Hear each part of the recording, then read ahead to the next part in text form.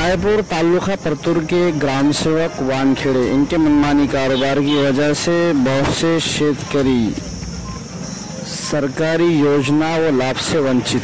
वानखेड़े पर कार्रवाई की जाए, इस तरह की मांग को लेकर परतूर तहसील कार्यालय के सामने बेमुद्दत उपोषण।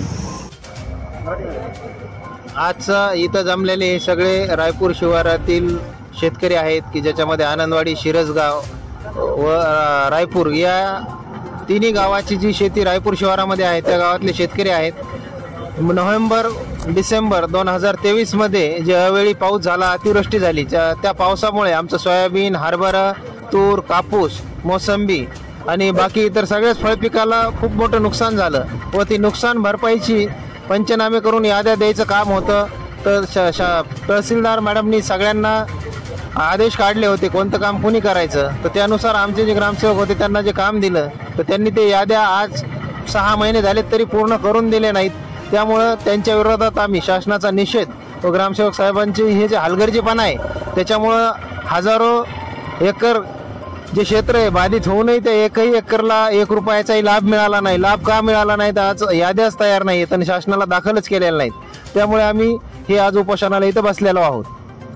या उपोषणासाठी आम्ही बसल्यामुळं आम्ही इलेक्शनच्या अगोदर 22 एप्रिल 2024लाच लोकसभेच्या मतदानावर बहिष्कार टाकला होता। तर त्यावेळेस माननीय तहसीलदार मॅडमच्या समोर ग्रामसेवक साहेबांनी शब्द दिला की 2 दिवसात याद्या तयार करून अपलोड करतो, पण आज 1 मे 2024 आहे, आजपर्यंत याद्याही तयार केल्या नाही आणि अपलोडही केल्या नाहीत।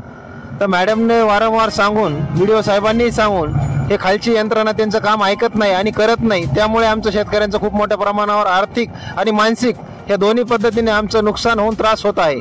तर आम्हाला न्याय द्यावा हीच विनंती। आम्ही आता काही कर्मचारी आले होते तहसीलचे, तर त्यांनी 3 दिवसाच्या आतमध्ये नायब तहसीलदार पवार साहेब आले होते, तर त्यांनी 3 दिवसाच्या आतमध्ये हे सगळे याद्या तयार करून त्यांचं ऑनलाईन करण्यात येतील, अपलोड करण्यात येतील असे आश्वासन दिले। त्या